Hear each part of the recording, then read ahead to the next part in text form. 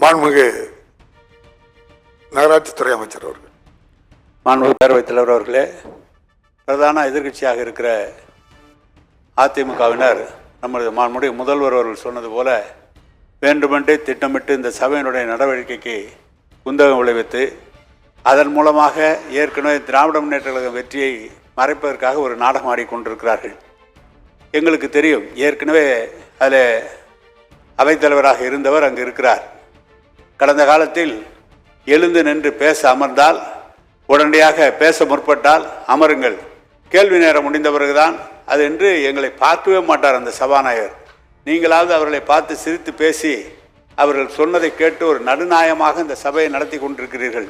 உங்களுக்கே அவர்கள் நீங்கள் சொல்வதையும் கேட்காமல் தொடர்ந்து அவர்களை வெளியேற்றிய பிறகு மாண்புமிகு முதலமைச்சர் அவர்கள் பெரும்பதைப்பு அவர்களை மீண்டும் அழைக்க வேண்டும், அவர்களோடு அவர்கள் உரையாட வேண்டும் என்ற எண்ணத்தோடு திருப்பி அழைத்த போது மீண்டும் அவர்கள் அதே தவறுகளை செய்கிறார்கள்.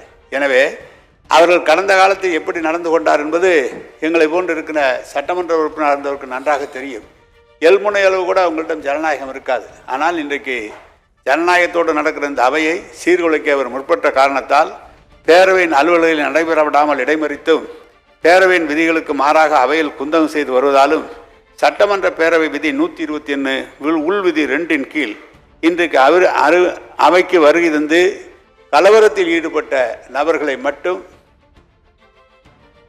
இந்த கூட்டத்தொடர் முழுவதும் அவர்களை சஸ்பெண்ட் செய்ய வேண்டும் என்ற தீர்மானத்தை முன்வைக்கிறேன்.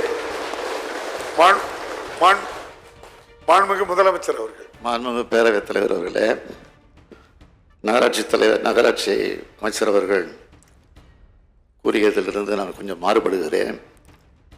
கூட்டத்தொடர் முழுவதும் தேவையில்லை, இன்றைக்கு மட்டும் நீக்கி வைத்துவிட்டு மறுபடியும் அவர்களுக்கு ஒரு வாய்ப்பு தர வேண்டும் என்று நான் கேட்டுக்கொள்கிறேன்.